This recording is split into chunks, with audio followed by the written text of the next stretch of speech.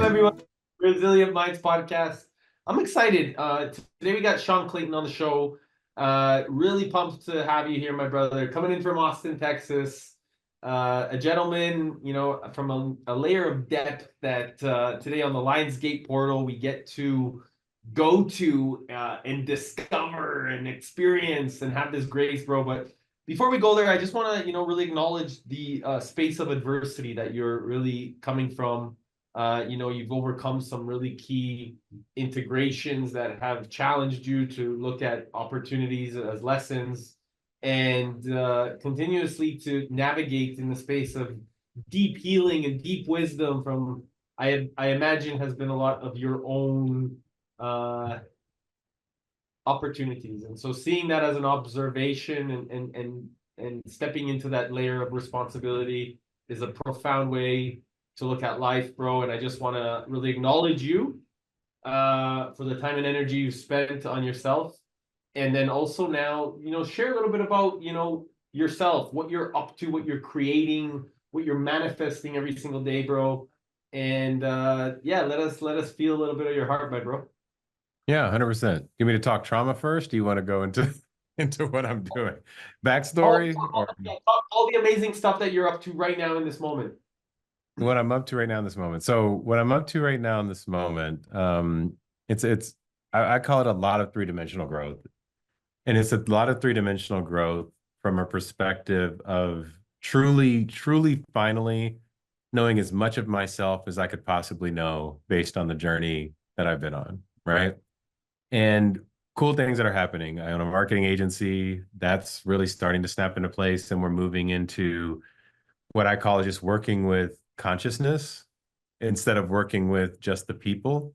And so, like, yesterday we had an awesome retreat and everybody came into town and we're talking about our ideal customer profile. And it was cool because it shifted from, oh, we need to hit somebody with 10 million in revenue, and blah, blah, all the stuff you kind of talk about before, into what is the heart space of our clients? Where are they at on their conscious journey? They might be working on like the craziest thing in the world, but where do they need to be, and how can we see a way to map them there? And even looking at the masculine and feminine architecture of how they show up. Are they givers or are they takers, right? Are they receivers, right? Like what is it in their energy? Are they embodied or unembodied? And so being able to, as an agency, which like most marketing agencies don't look at things that way, start to understand all of the kind of code that rides underneath it, that creates the energy, that creates the reality. And the team starting to, what I call egregore around that, so that we consensus creates the beautiful things that show up in life, has been really cool, because I've always saw my business as separate from my conscious business. And now those things are coming together. So that's, that piece. The other cool thing is, been super heavy. I got snatched in all these different political campaigns out of the blue. And it's not anything that I feel like I asked for per se, but I know my soul did. And so working on those has been like, you see the polarity between both sides. And you're like, oh, okay, like in the US, you've got Kamala, you got Trump, there's no right or wrong when you get into consciousness. It's just a matter of, what do they stand for? And where are they moving in their energy or their fear? Are they in love? Are they moving in abundance? Are they moving in scarcity? And, the job of any of us who I would consider are walking in this, Christ energy or this Messianic energy, right, is to find balance and bring those things together, right? It's not about taking one side or another. It's about, okay, how do you bring and merge people together to get them to start to create their reality? And whether you're working with not necessarily candidates per se, but what's the energy around where we're moving? Because I have a notion that we are on a very rapid path to either destruction or massive healing. Both lead to an ascension process. And we all have to do our part. If my part is, hey, I've got this marketing lens, I've got a cool agency, I can make awesome videos, and I can snap in things that are culturally relevant in a conscious space where everything has felt very Magoo or kind of nerdy or separate. And like, if I'm conscious or if I'm moving into my consciousness or doing the healing work, I've got to be weird. I've got to be on the outside bounds. And and that is great. On the other side, how can we make it so the guy on Wall Street in the suit and tie, who knows that his soul's been calling him, can start to be like, oh, well, this doesn't have to be so strange. This actually can be normal in my world. And we're starting to pierce that veil, which I feel like is bringing matter and energy together in a way that it never has before. So that's that. And then there's the what my heart is really called to on a daily basis is how can I help people wake up in the reproduction of the love of myself? Because everybody that I experience is a vibratory match of a part of me. And so I can meet an asshole on the street was a part of me that's a vibratory match too. So I got to understand what part of me that is and how do I love that person, right? Or, now the Instagram's grown like crazy and I get a lot of DMs and people who are in their trauma or whatever it might be. And I'm launching a class to really show people like the steps that I've gone through. And it's very specific architecture. Like it's like, oh wow, like it's actually tied to this. Well, you can't really see it, but the Philosopher's Stone has very specific code in it. That in that code, once you break that down, you understand how to actually map everything in our world of experience from self that brings you into the God within that creates the understanding of the God that created you. So all of that in itself is really where I'm mapping. And, we launched the first entry point of the class yesterday and we had 500 signups on a goal of like 1,000 and it's in the 18th. And I'm like, oh, well, this is awesome. So that's really throttling itself. And, I'm just super excited of being able to open that container and it's free, right? It's just like, come on in. And it's always weird charging for this stuff, even though you have to create energetic balance. So there'll always be an ask, but on the other side, it's like, how can you make it as accessible as you possibly can to as many people? Because, the world needs this right now. I agree. I agree, especially over, the course of the last few years. I believe we've been really going through these capacities of our own adversities to now fundamentally integrate everything that we have experienced in our own ways so that, as you mentioned, the world actually comes and was attracted to what we are saying. And so I'm curious to go deeper into, some of these polarities and you mentioned a lot of the things with regards to fun and philosopher's stone and really bringing that together. I'd be curious to know kind of, we always talk about our experiences really will contribute to our why.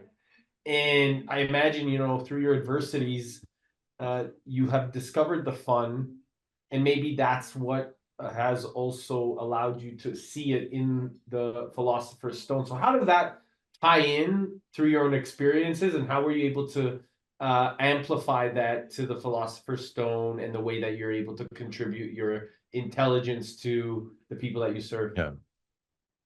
No, great question. So when I started, I gotta go like when I started on this path, I got deep into Dr. Joe Dispenza's work.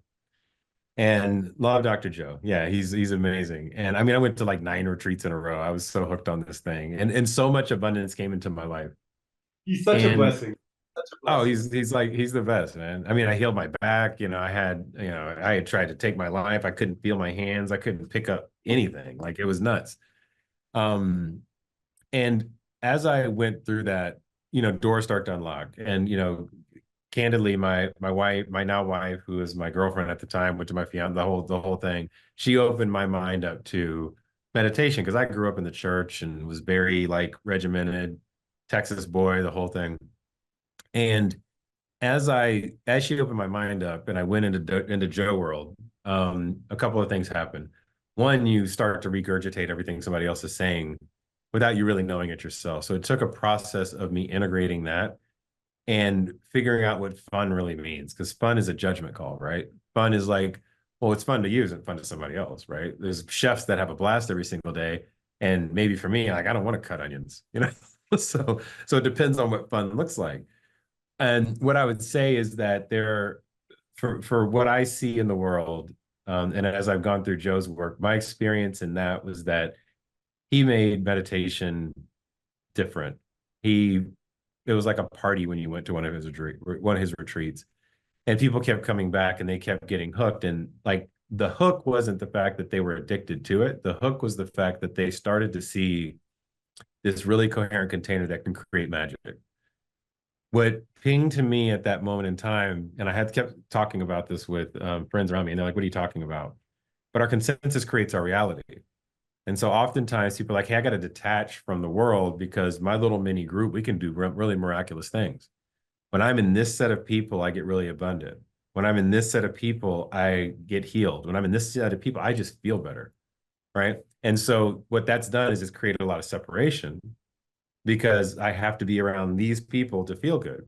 And this is the problem with that is that that's the illusion. You're focusing on the illusion and not what's within. There's something inside of you that created this little mini miracle in your life that when you can create that miracle in your life, you can start to see the world outside of you the same way. But you have to know that so well. And that's where it tied into the whole Philosopher's Stone thing. So about a year and a half after I got past it, I did this ayahuasca journey.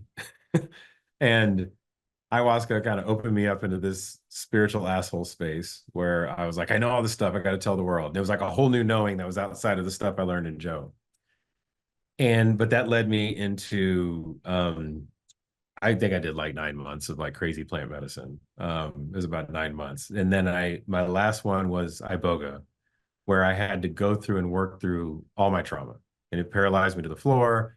And I started recognizing my mother wounds. I started recognizing how I wasn't embracing or receiving anything from a feminine energy perspective. And when I unblocked that feminine receivership inside of myself, two things happened. One, I fixed the relationship with my girlfriend at the time, who's now my wife. And we've come such a long way because the guy I was not great. What also happened is like a flood of information. It was like all of these doors opened up around knowledge that I could not have gotten by sitting in just Joe's community or just the Sadhguru community or in some other guru's community. So I went on my own quest after that and, started reading, books like, the Sefer Yetzirah that was like, oh, well, what the hell is this all about? And that's, Book of Creation, which is the Kabbalah. I started working with a rabbi out of Israel who's teaching me all these different things. And I'm like, oh, well, that's interesting. That opened a portal. That portal then opened up principles around hermetics. And I'm like, oh, okay, well, now what is this about? So, it's funny inside of this, you have the hermetic principles, oddly, which is also, you have the same hermetic principles inside of the Sermon on the Mount, which you also have you have them all over the place. You have them in the 7 days of creation, but people don't see the code inside of it. So I was like, well, why do they keep putting this symbol on like the Kabbalah and on side, the same Philosopher's Stone symbol on side of it? So then you just sit with it for a while and you look at Tesla's work around 369. What does that mean? And I put out a video about it recently, but there's dimensions that we live in. And every dimension has a very specific practice that goes along with it. Okay. So you have practices of space that you're supposed to get into. And inside of that, there are 7 laws that sit within that space. So you have 7 laws of the universe, but those 7 laws of the universe live in each individual dimension. That's what I recognize. And you have linear aspects of this that are the triangle and the square that are inside of it. And we are linear beings. Okay. Which is why we reference time. We're moving into being quantum beings, but right now, the thing that happened, if you want to use the reference of Adam and Eve as the first conscious beings, because we're humans before that, right? They were different. And then we stepped into our version of consciousness as this Adam and Eve cycle. We then created a linearity across time to not look at time as coordinates, but look at time as reference frames of how we see the world. Okay. And I can break this down if I need to a little bit more. But those reference frames started to put us on a path of linearity to where this is the original sin, is that we use straight lines. Terrence Howard talks about it. We use straight lines in order to create our reality instead of using curvature of space and time. We don't look at all the possibilities. We look at a possibility. And so all of the lines, the beautiful thing about the Philosopher's Stone, and I can draw it out really quickly, which might help the listeners and watchers. Well, if you're listening, you're not going to see it. But if you're watching it, you will. You've got this triangle, right? And then you got the square, and you've got a circle, and pardon my ugly writing, and you got a circle inside the square, right? So for each line here has a linear aspect of our reality. The cool thing about the triangle is the isness of our reality. The triangle is that, if you take the hermetics, the first 3 laws of hermetics are the universe is mental, thoughts become things. Everything is correspondent, as above, so below, infinitely deep, infinitely high. It's all like interconnected.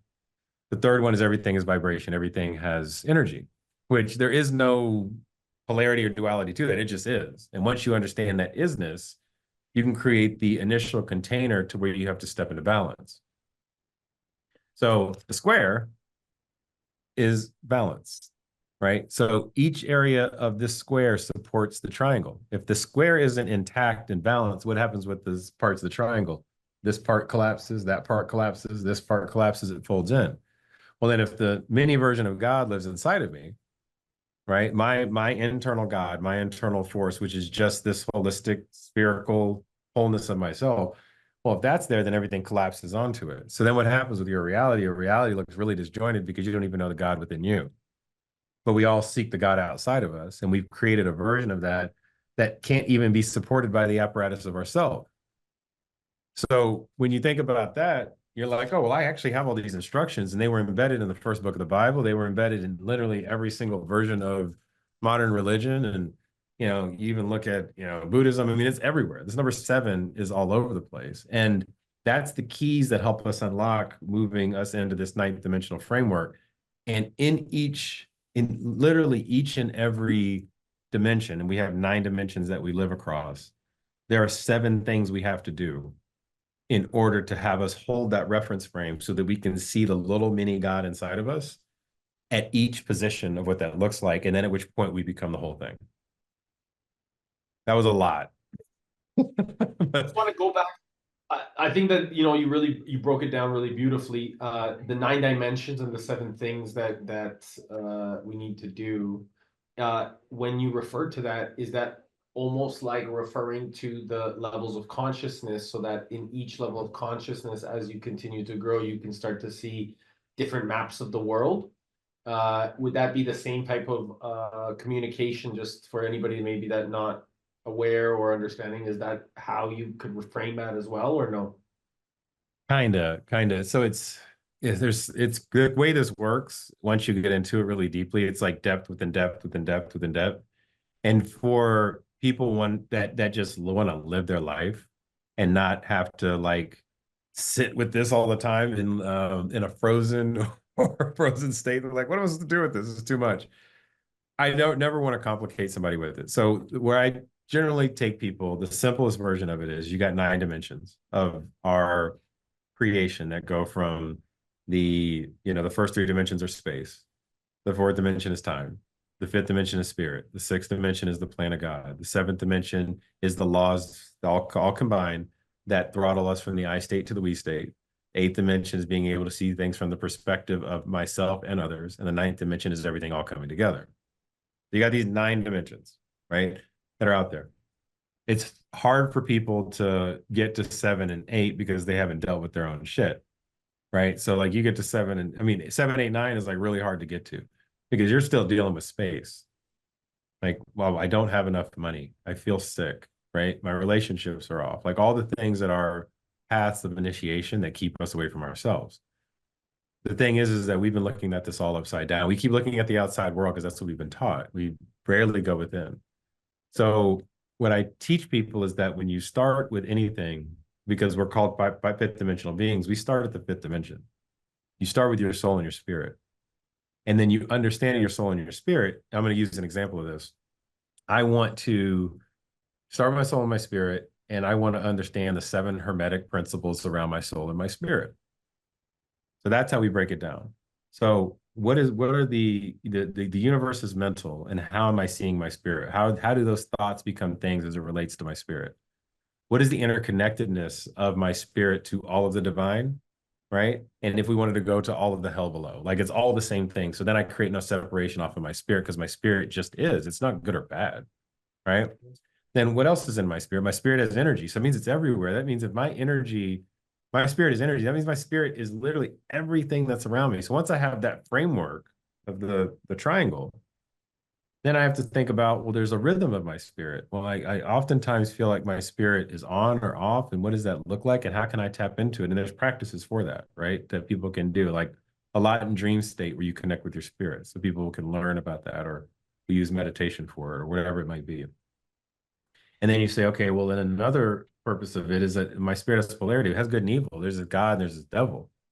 And I really struggle with the concept of the devil, and I really struggle with the concept of God, because why would the God be jealous in certain versions of the Bible? And there's this whole thing in Gnosticism where they break all that down in a whole really beautiful story.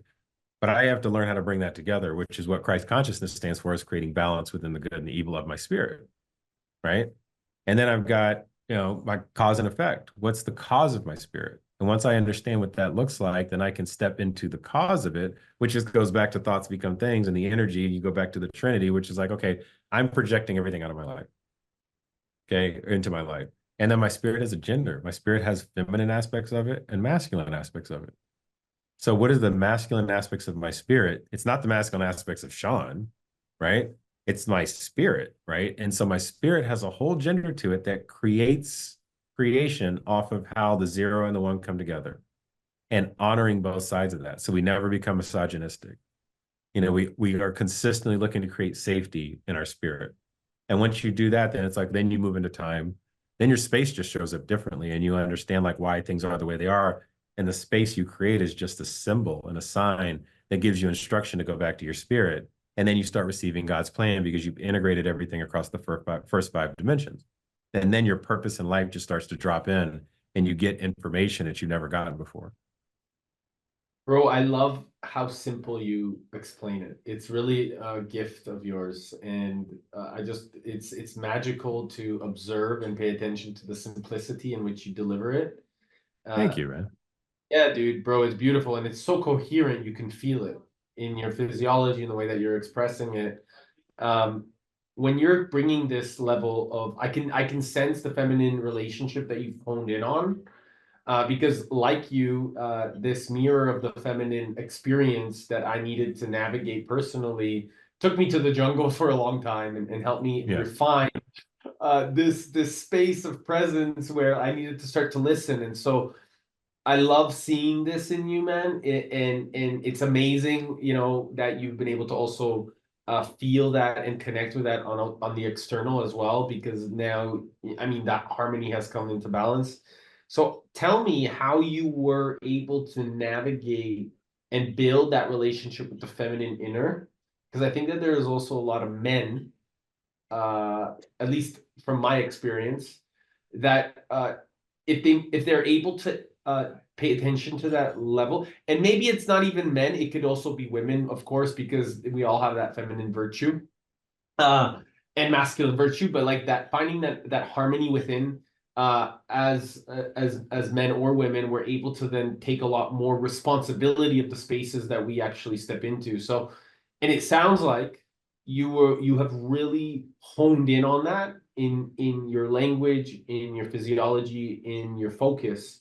It doesn't just sound like it. I could see it and observe it, but not but and that is what my my hallucination is that you've been able to capture that infinite space and now be able to observe everything as your teacher now because of that. And you've also done a lot of like those um pattern recognitions to bring those together to be able to now unify them and create new ones. So, and you did that with your relationship, and I imagine that level of relationship now also has expanded to the way that you're in service. So again, going back to, I know that was a lot, but going back to the No, it's feminine great. side, going back to this feminine side of things, of like tapping into that knowing and that feeling of guidance, so that you could really allow yourself to use and just go.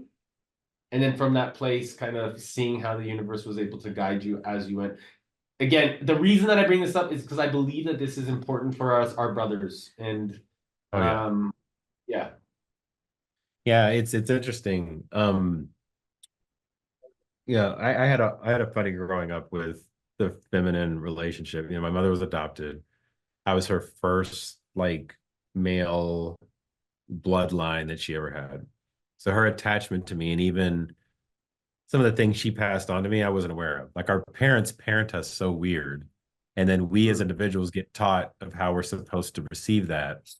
And if I want my mother's love, then I need to do very specific things, right?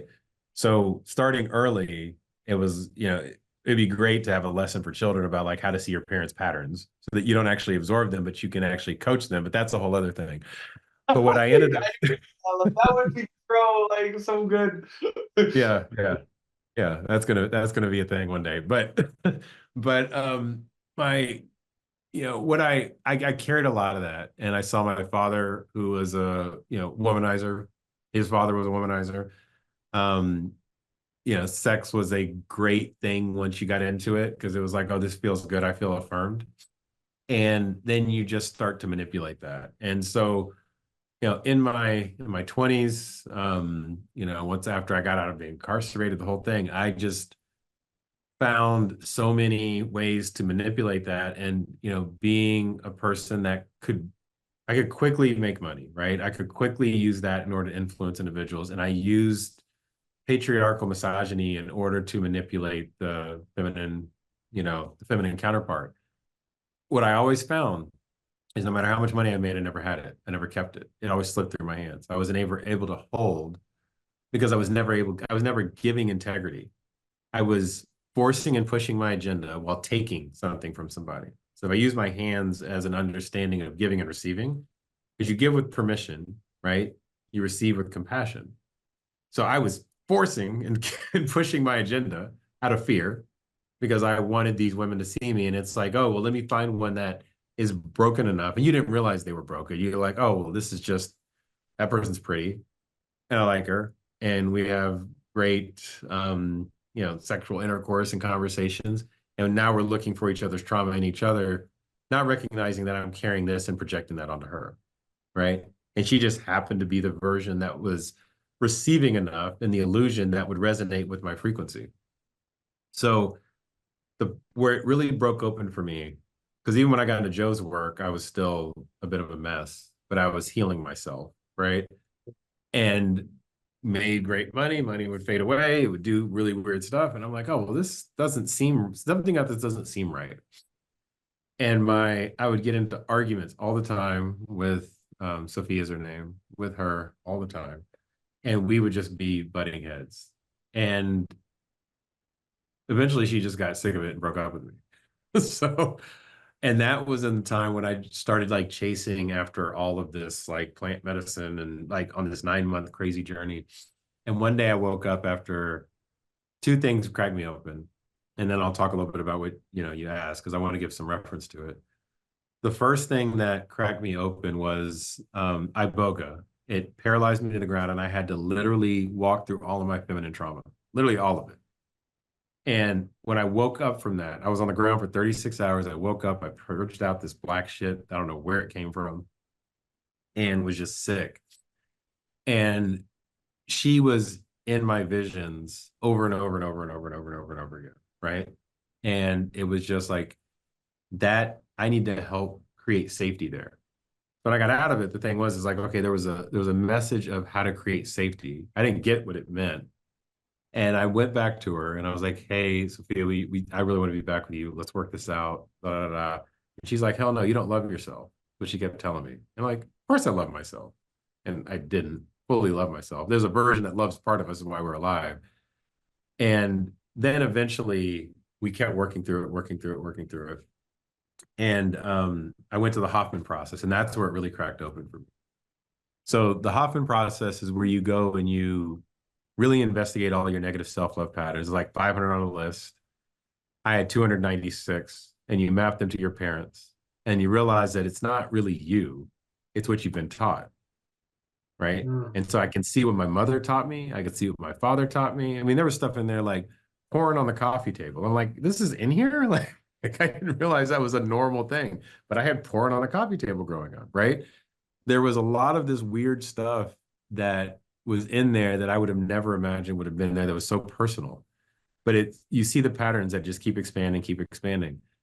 And once I went to Hoffman, and you do a lot of work around, somatic release of it, you do work where it's like your emotional child release of it, you intellectually walk through it, and you are able to see every version that could keep you trapped. And not everybody has to go through this, but if you go through it, it's wildly transformative because it puts you in a space where you make a deal with yourself to release that trauma. And once you've released it, anytime you try to do something that is out of integrity or old behavioral patterns that was tied to that trauma, it's like the code of the matrix just breaks and everything falls apart, like everything.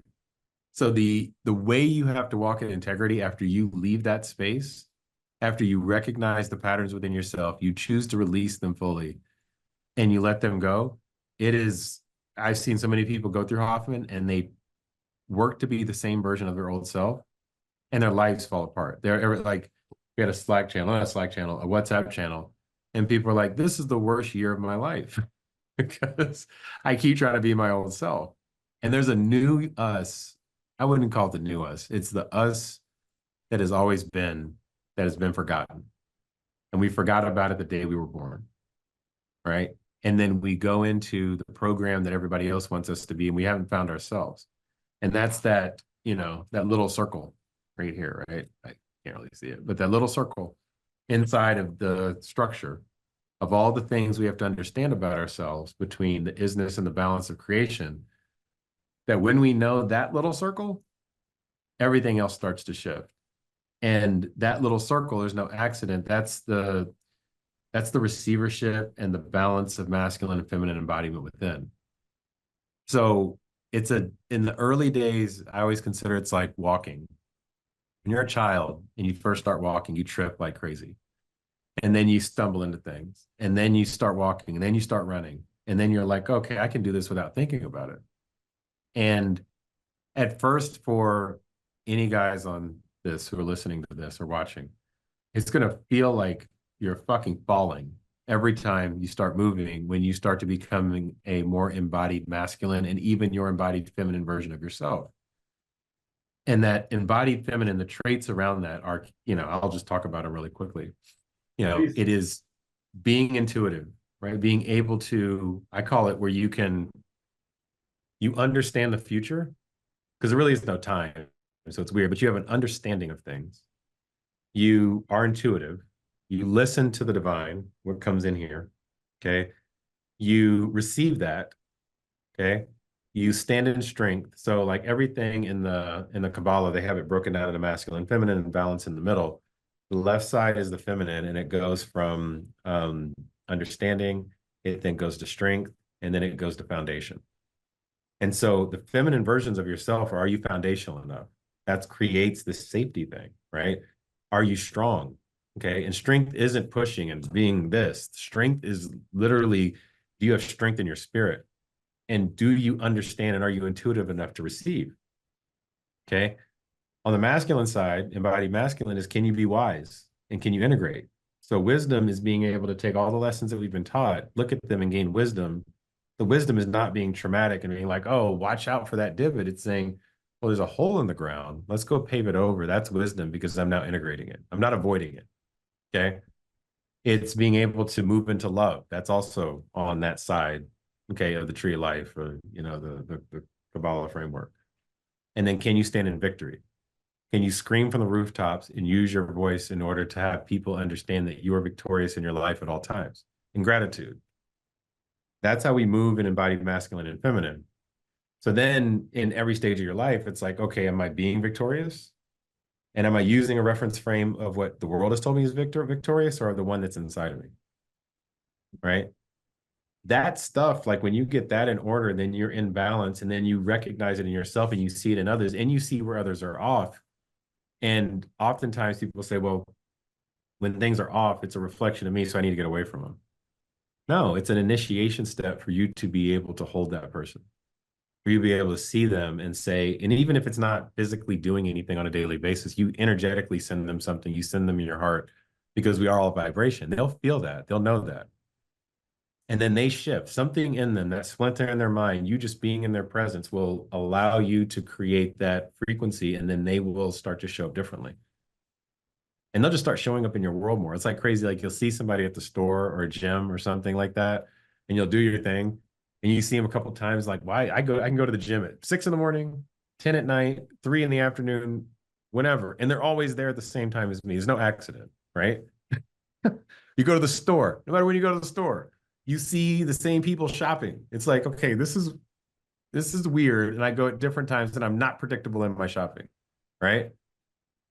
They will eventually start to swirl themselves into your life to where they just happen to be there with you. Then all of a sudden they move down the street. This happened to me the other day. As I moved, I see you at the store all the time. I see this. Then we start talking. There's something there, right? And it's the more we heal ourselves, the more these magical miracle workers and angels show up in our lives. And then we have a responsibility to hold them, right? Whether it's holding them energetically or holding them physically, whatever it might be. And that is really where the work comes in, where we collectively go through this ascension process. Bro, I love that you bring up the part of focusing on that harmony or the balance within ourselves and really anchoring that into the temple within, you know, or I always, it's like, it's funny, is like, I always was curious when I was a little boy. I was like, you know, why do they keep talking about everything on the outside? I swear something here is inside. Like, it's so interesting because you ask yourself these questions when you're a little boy and you're just like, this makes no sense. Like, if our creator, if God made us, it's got to be around us, you know, like got to be inside. And like, and I remember going into like these places or feeling in nature, you know, and like feeling in myself such deep peace. And I was like, Yeah. that feels good. That feels right. That feels harmonious, you know? Yep. And it was interesting because then when you recognize that space of presence with somebody else, you're like, okay, well, how can I find a solution with the disharmony and choose to see the positive? And it's almost like they would get more angry at me. They would get more Mhm. angry. Like, and I needed to learn how to navigate the compassion, as you mentioned, to really discover, you know, like what is it that in me I need to be more aware of. And this came Yeah. down like, what can I do better? What can I do better? So I love that you bring up the component of responsibility because the question I imagine for you during your these adversities was like, hey, how can I continue to take responsibility of the world I'm creating around me? Yeah. And what was that like and why do you feel because like what I noticed, especially when it comes like after Joe Dispenza, is and many others. It's not just Joe. It's like after Tony Robbins or after these other like amazing experiences. What's lacking in is like I didn't know how to integrate or create infrastructure properly, and so I believe that this is kind of our responsibility is to integrate the infrastructure so people don't have to just go to these events or to these Yeah. experiences, but actually create an opportunity where our kids and our future generations can live at the standard of outstanding excellence and they don't have to go back to their own repeated patterns because we've taken our generation has taken responsibility of the current experience of life and saying, hey, we're not gonna just like walk over the pothole. We're gonna figure it out. We're gonna take responsibility for the playground, and we're gonna choose to allow our children and our grandchildren to live in a space where they get to play on the playground. They get to realize that this whole amazing home is our playground, and we get to do it as a team. We're not here to like compete with one another like our predecessor. We're like, Yeah. no, bro, let's go figure this out. Let's go have fun. Let's be weird, you know? And Yeah. Yeah. so Yeah. this is what I imagine. Like we're standing on the shoulders of Joe and Tony and all these other greats Yeah. to really create and make our futures even more fun. And it doesn't mean that it's like joyful or not taking responsibility. It means joy. It means fun in the experience that we actually get to create. We choose to Yes. create. We choose to manifest, and we're doing it as a team. So, what does that look like for you in terms of this responsibility, or you know, I know you're already integrating lots. You're doing tons. Uh, and do you see anything shift that even more of us can kind of come together to do this as a team? Yes. What are your observations?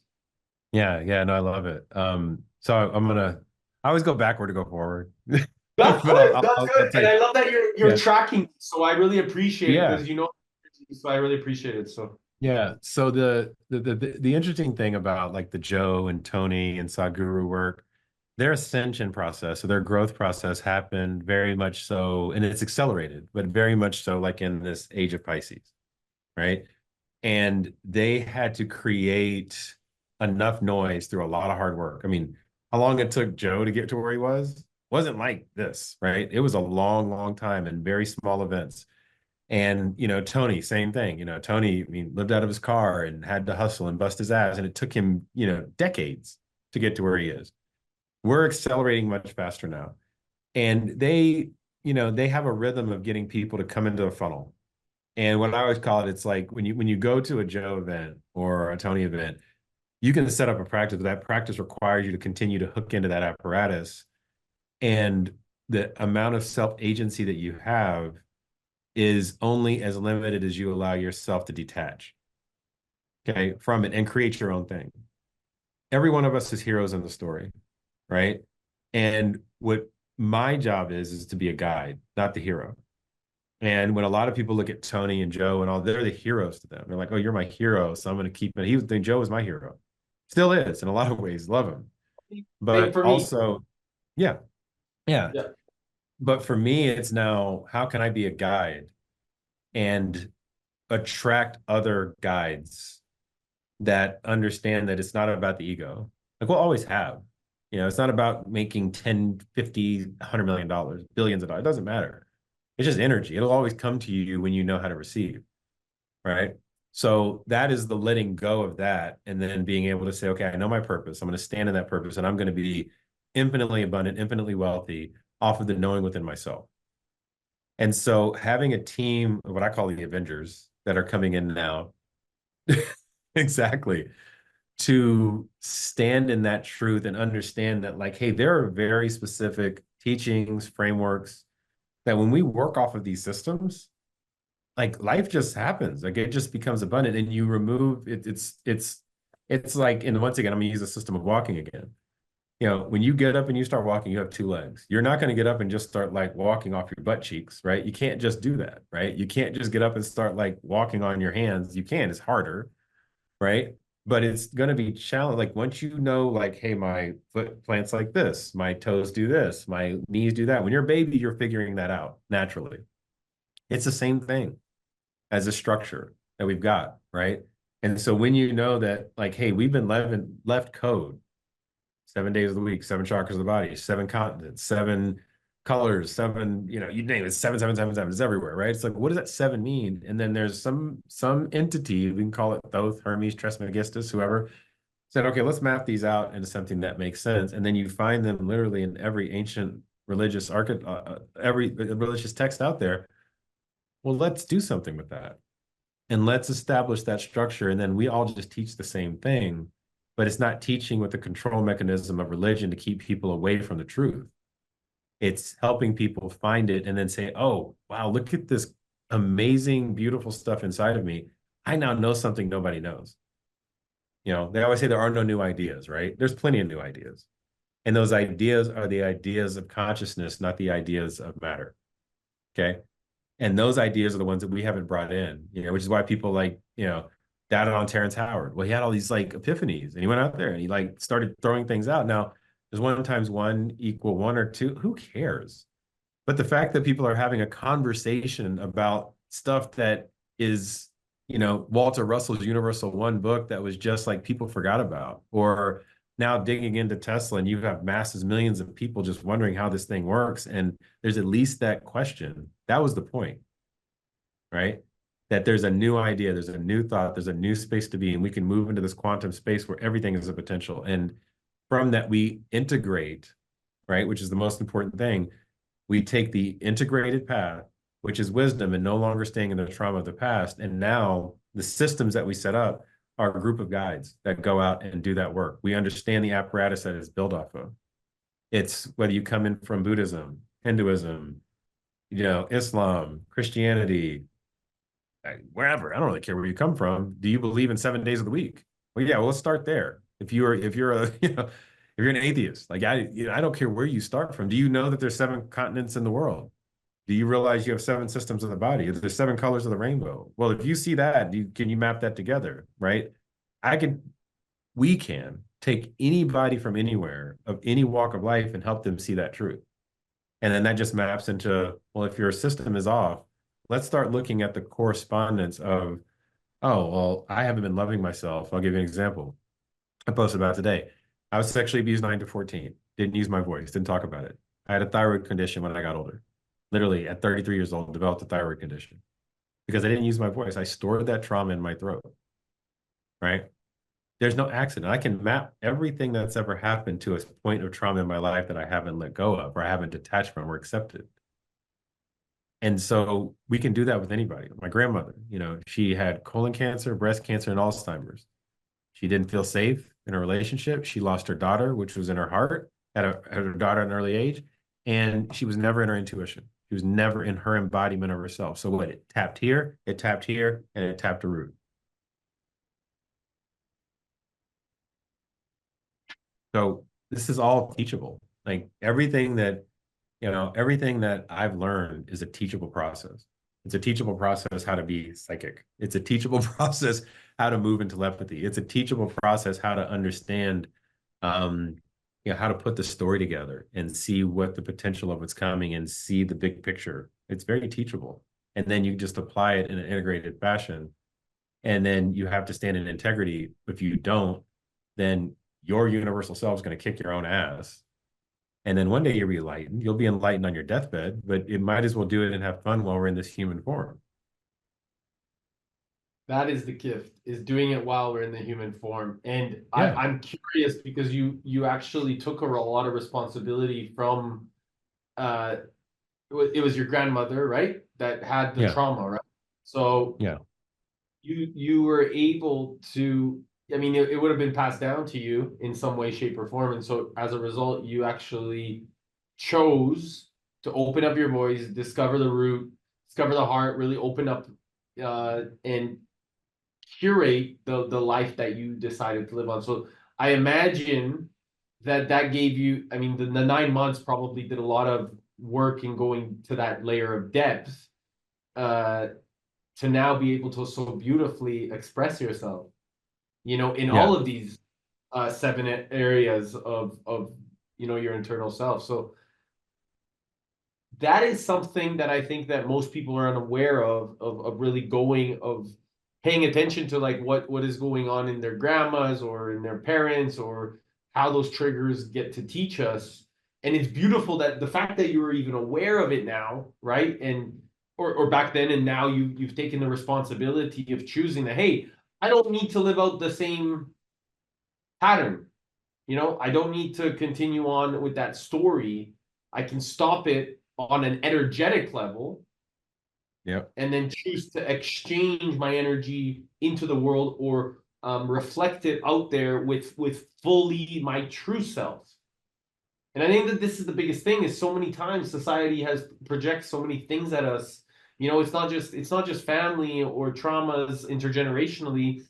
Fundamentally, it becomes our ancient traumas that have yeah, affected us so much to the past, where instead of choosing to like collectively work together, there's some sort of ego or competition that they this not they we choose yeah, to uh, play out this scarce mentality versus the abundance that's always been available to us. So I know you really work tremendously about, focusing on expressing your voice and work with allowing people to tap into that true abundance, because you've been able to anchor that in through the seven energetics within and around you.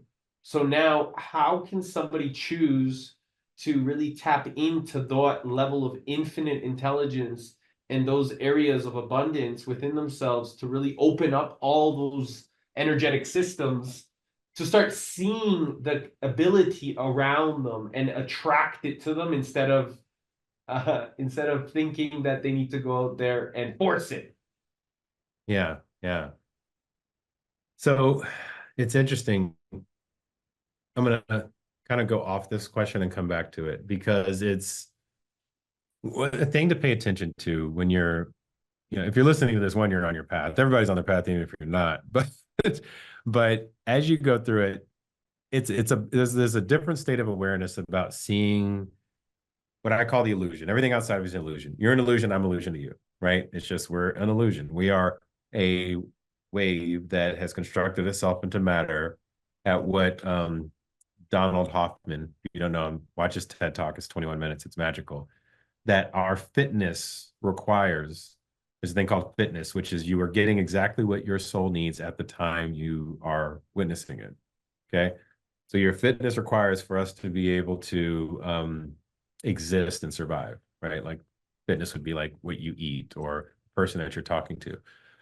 And all of that is code. Everything is coded, right? Outside of us.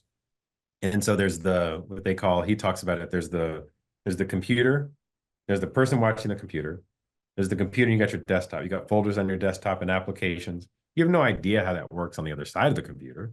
The programs that it's running off of, the cloud infrastructure it's snapping into. You can be like, oh, here's the SQL code, and I totally get the way that it's written, right? And there's people out there that understand the SQL code, they don't even understand how to do UI or UX or what it looks like on the other side of the computer, right? So everybody has different experiences of how they engage with this matrix of life.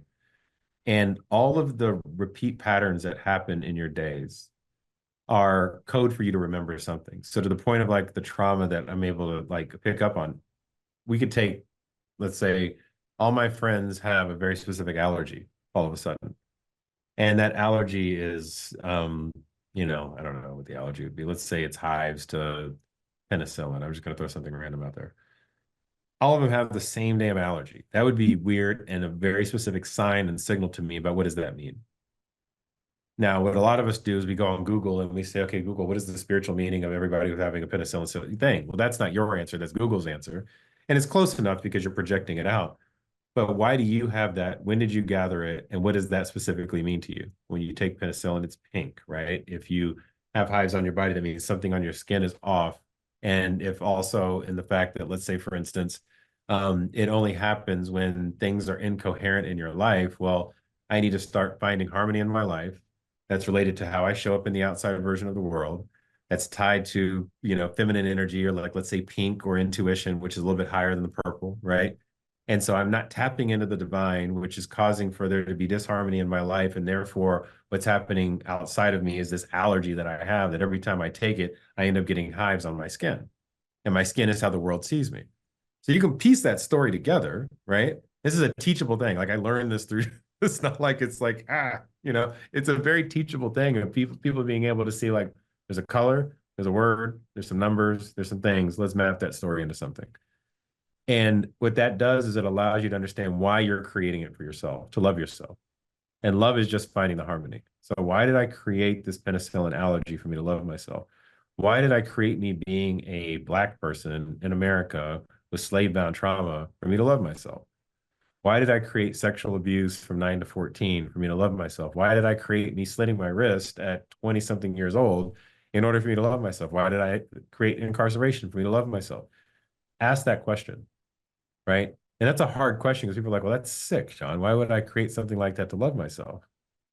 And if you recognize that the whole thing is an energetic manifestation of the love of you, and you understand that God or divine has no judgment, then everything was created out of love. You just got to know the reason. And what keeps us from the reason is a process of a lack of detachment or a lack of acceptance. You haven't accepted what it is, right? So all of those different apparatuses, as they come together and you say, I want to have that level of awareness, you don't snap into it overnight. You do a little bit of the work. Like an exercise I go through is this rule of 32, where in the Kabbalah, there's 32 paths of wisdom. Okay. I said, well, there's got to be 32 paths of understanding if everything lives in balance. Okay. And if I go through the process of writing down the 32 reasons why, then I have an understanding of it. And every time I do the 32 on anything that I'm troubled with, it always ends up almost at the exact same answer, which is interesting. But you see your progression along the way. And then you have compassion for each version of that progression. And if you've ever done like a plant medicine ceremony or an ayahuasca or just like really zoomed out into like a deep meditation, you'll start seeing like fractals, right? And those fractals are all the different perspectives of what we call superposition in the quantum. Superposition is the possibility either way, positive or negative, or, within the polarity. You start to see it all. And then you just choose the one that sits in your heart. And so practices I take people through is like, hey, write down 32 reasons why. It's, again, some people it takes them weeks to write down 32 reasons. Some people it takes minutes. But it just depends on how much you've put in your way that you have to overcome to be like, okay, well, I'm going to end up at something here. And on the 33rd one, you get to 32, 33 is always your number, which is the same thing as the, spine, the vertebrae, Christ ascension number. Like there's all over the place with that too. So with that said, the the process is that. And then the other thing I recommend people to do is listen to your body. Your body keeps a hell of a score.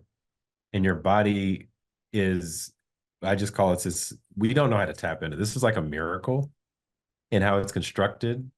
What do they say? There's some math around the DNA sequencing. And for us to have effective, here, I've got it written down. I'm gonna pull it up. It's like the craziest numbers. I gotta pull this up because it's like, so this guy, Dr. Stephen Meyer, said, it's impossible for us to be an accident. And literally, if we wanted to randomly create a gene that produces a new protein with a sequence of 155 units, which is really short, okay, the probability that we would have one that's actually functioning, like functional versus dysfunctional, when we put the genetic code together, is 1 is about 1 in 10 to the 77th power. Now, to visualize this, imagine searching for one atom in a space as vast as 1 trillion Milky Way galaxies. We'd have to find one atom in a space that's as vast as 1 trillion Milky Way galaxies in order to actually like randomly get our DNA to work the way that it does. And we have billions. I mean, what is it? We have 120,000, genetic sequences. And this is just doing it with 155. So if you take that perspective and you say, okay, what the hell am I? And all we're doing is, walking, eating, sleeping, fucking, whatever you want to call it. We're not even doing what the body's supposed to do. So when we listen to this thing, dude, this is like, we have so much superpower ability that we have not even come close to tapping into. Damn the how much we use the brain. Like the body, we don't use it properly. Amen. Amen, bro. And this is, I just want to really reflect back to that component of abundance and tapping what you said to the consciousness of it all. And so that pure source intelligence, that pure source consciousness, and paying attention to the frequency of the colors. Yes. And communication through the colors. Like, bro, I love that, like that you're bringing that to the table right now, like that you're, the 7 and the colors. Can you go a little bit deeper, at least just to curate a little bit of awareness around why the colors are so important and why the numbers correlate with each other? Is it okay if you can go a little bit deeper in that, bro? Yeah, for sure. Yeah. So all of it's a map. All of it's a map to the code, right? So I look at everything as like computer code, but it's all a map to the code. You have 9 numbers plus a 0. Okay.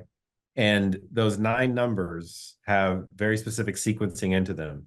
The first 7, okay, which are the 7 colors, and I'm going to talk a little bit about the colors, are literally like our map of our daily lives that allows us to go from I to we. It goes from I state to we state. When we go to we state, we look at things from the perspective of the all, right? So they are a guidebook for us to be able to do that. And when we start seeing, let's say, for instance, I'm seeing red all the time. I went over to Serbia 2 years ago, and I was there, and there are women wearing, like, there were so many women over there with red dyed hair. They're wearing red on their clothes. They're wearing red everywhere. And I'm like, this is crazy, right? Because they don't feel safe. And if you go and talk to any of them who worked at one of the companies that I was consulting for, Like they don't feel safe. You drop in immediately and know that that's a thing. So you can call it out when they've got red on their head, and it's okay to be a redhead, but like you're intentionally, I mean, it was like a lot. Like I'm like, okay, well, two things. One, they don't feel safe. But then number two, also I'm witnessing that because somebody else might go there and have a totally different experience. Well, then what is my job? What is my responsibility when I witness that color in so many women? Okay. My responsibility is not only to recognize that it's there, but two, to do something about it. If it's just sending energy that way and saying, okay, when I'm present with you, I'm going to help you feel safe. Number two, if it's beyond just the presence, then I'm starting to put things like I'm working with a company at the time. I'm starting to put structure into place around that company that also helps them feel safe. So now I'm actually doing the integrated work. So that's the color red showing up, right? Color green showing up, sits in the heart chakra. What does that mean? If you're seeing it show up in really incoherent places, well, there must be something off here. If I'm seeing it show up in really coherent places, well, something's right here, or something is in harmony. Okay. So if it's in harmony, great. If it's out of harmony, well, then I'm witnessing like, oh, all of my friends are running around me, losing their minds, and they all got green shirts on. Well, that's a signal. That's code. That's telling me something, right? If my wife is all of a sudden like losing her mind and wearing purple all the time, and she's got migraines and she's got the purple shirt on and she's all this whatnot, I'm like, okay, twofold. One, she's not in her intuition, right? I'm not creating safety for that to happen. Two, there's something off that I'm not in my intuition, I'm not listening about, and I need to start dropping in. I need to actually sit a little bit more still and start to receive whatever the divine is telling me, because it's one, knocking at my feminine counterpart to get my side, to get me to pay attention. I might start getting headaches all of a sudden. And purple is around me like crazy, and I'm seeing it, and it's not in vibe, it's not in coherence. So that's just a guidebook of being able to be like, oh, well, this is the color, this is what it looks like. Then you can map it to days of the week, which is even crazier. You could say, okay, well, Sunday means this, Tuesday means this. And I've got a map that I've built out where it kind of goes through each day of the week, what colors associated with it, what frequencies associated with that color. So then you listen to sounds, right? You then go into and say, okay, well, if that's that part of the chakra of the body, what do I need to say each part of my day when I wake up, just to set an intention so that I'm doing that work and paying attention to it. And then I'm creating the harmony using the days of the week as a map in order to pierce the veil or crack the code that allows me to stand in my personal truth and create differently from within in harmony versus chaos. That makes sense? Yeah, 100%. Because I know for me, it's the same thing as like I can really pay attention to the colors of what people are wearing, and then recognize around me in a certain situation from an observer perspective what the universe or the creator is communicating to me through the Yeah. experience of all the colors and the energies and the way that everything is happening. So it's almost like you're completely mapped out, or you're like doing this major observation perspective in the present moment, and all this energy is moving around you, and you're just like, whoa, overload on energy sometimes. And it's just like I have to like really do the work inside to be present, to be listening enough, because there's so much information happening. And by the way, this happens to all of us, right? It's Yeah. it's happening to all of us at a subconscious awareness. But what I've learned personally from my experience is learning to listen and pay attention even more to that now, because of all the adversities, challenges, overcomings, Mm-hmm. experiences that have given the ability to recognize those patterns. And so it's beautiful that that you've been able to uh, curate that space of mapping it out within your own experience. And I believe all of us, this is like the real language, right? The real language that's happening, versus Right. because we know that this is just the 7%. Everything else, 93%, 55 comes from our body, 38 from our facial expressions. So, I know that for me, I've learned always by observing and by like paying attention. And I know that the more we tap into that level of innocence and curiosity, the more we can actually start to uh, discover parts of ourselves in each other that we truly, truly love. So, how Yeah. has that curiosity helped you to navigate these depths of how you choose to now move forward? Because we're always learning. You're Yeah. from what I'm observing, we're always willing to know that we don't know. And this stage of curiosity that you're at now, what are you kind of moving into even more now as you start to develop and curate and master where you're at and learn new things as you go? Man, it's I would say that, what the way I look at curiosity is, I look at it as imagination and inspiration, right? What can I when I sit with myself, or and even it's gone beyond that versus less sitting with myself. Because a lot of times you sit with yourself and you get information. Now it's just like in the flow of my day, am I paying attention to the signs I'm giving myself? Right. And those signs there's so much meaning and fullness in literally just walking down the street.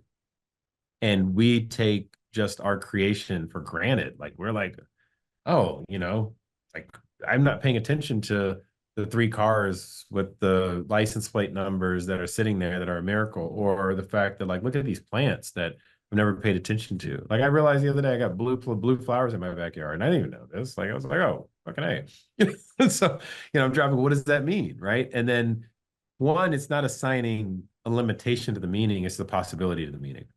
So that's the imagination. The imagination is there's so many possibilities that I could see around the meaning of life.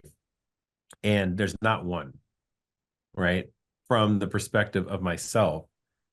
And when I see all of that, then it becomes one, which is a bit of a mind fuck for people, because they're like, well, there's not one, then how does it become one? It becomes one through the collective, right? Because it's not like you don't choose one from the limitation of yourself. You choose it from the collective of the all. So, you know, where it's leading me is just to be in surrender and receive to just what is around me, and pay attention to the fact that my eyes are projecting out such a beautiful life every single day, and have extreme gratitude for all of it that is being projected out.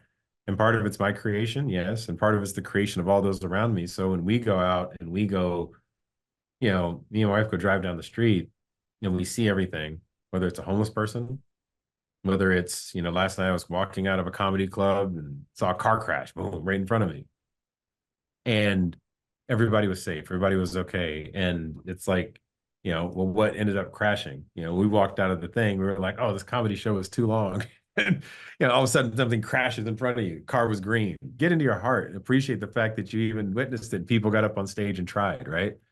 Um, and so it's like almost like you're checking yourself and leveraging the illusion to remember how to stay in love all the time. And when those little traumatic things glitch on your radar, you're like, okay, I've got to check myself so that I can create a different viewpoint. And then also the other people are doing it too. So then you have to be consistent enough to make sure that you're magnifying yourself in such not a big way, but a rhythmic way that vibration is everywhere all the time, and people want to be close to it. And so then they walk in that same vein, right? They do the same thing. And therefore that crash never happens. But, it's a different way of looking at the world. A thing that I've done recently is I've said, what if I was the last person on earth? And then I looked through my eyes on all of creation. What would that look like? Right. Then at which point I'm the thing that's created all of time from the last person that ever existed. And that's how we should walk through life, because then you have a different appreciation. You actually see the world as God sees you, right?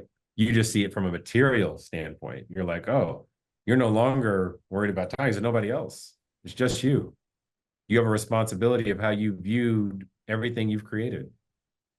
And then at which point it isn't, that I've got to look across time and figure out why I'm here. I have to look at it and say, okay, now with the rest of my life that I have, can I not view all of creation that has ever happened from a perspective of love and change the frequency that I apply to that? So when I take that back into the void, I'm taking a really wholeness and healing perspective of my experience instead of one that's miserable. If you have that responsibility to pass that back to the divine, that's how we all should be living.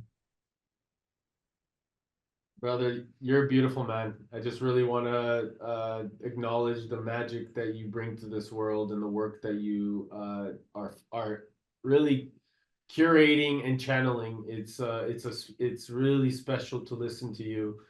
And I just love it. You know, I could sit here with you and talk for hours because I feel like we're really in a space of like total ease and flow with tremendous comfort and grace. So I'm really excited, you know, to get to know each other more as the years and decades go on. And I'd Yes, love sir. for if anybody wants to know more about you, your wisdom, what you're bringing to the world, how they can connect more in depth with anything. Where's the best way to find you, to work with you, to support you in any way, shape, or form?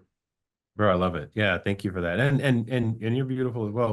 We're all beautiful reproductions of each other, right? And so thank you for the invite, number one. Thank you for the space. What you're doing is beautiful. So I just want to honor you there.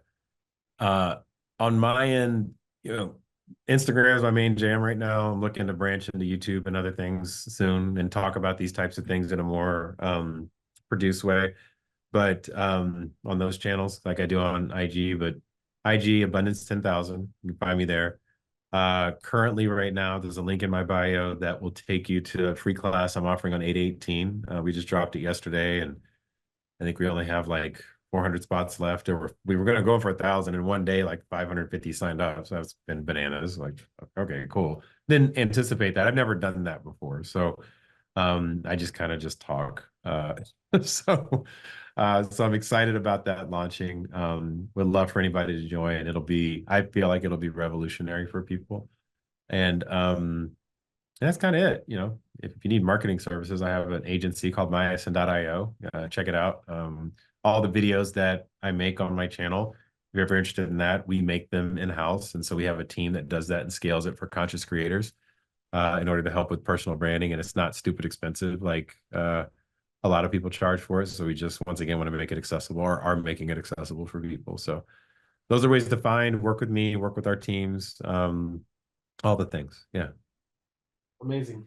And last question, and I'll have the links and everything in the show notes as well. But I wanted to also ask last question I always ask everybody is, if you had 3 days left to live, what would you be doing? 3 days left to live. I would kind of like the thing I said before on the last man on earth thing. I would look at the one. I would write down as much knowledge as I have. I would embrace those that I love, spend all the time with them that I could, and you know, just play, have fun, you know, experience life, be free. You know, I think I wouldn't do much different than I do I do right now. Honestly, I don't think I'd do anything different. I would just be doing what I'm doing now. It's like share, love, be present, and expand, and if you could just change one life, you change every life. So that's what I would do. Yeah. Beautiful, brother. Hey everyone, and thank you so much for listening to the Resilient Minds. I hope you enjoyed the show. Please make sure to go comment and like and follow us on iTunes or Spotify, and make sure, please make sure that if you really love this, to share this episode, and make sure that you're inviting all your friends to like it as we continue to unfold what the beauty of our minds does. More importantly, how powerful our heart level of intelligence can be when we combine our heart and our brain together. And more importantly, make sure you take the time to take a look at what we're doing at Balanced Media Ventures and how we can actually really support you in doubling your impact, your income, and your influence, and how you can bring your life's greatest vision into your purpose and create it from that level of reality. Talk to you soon.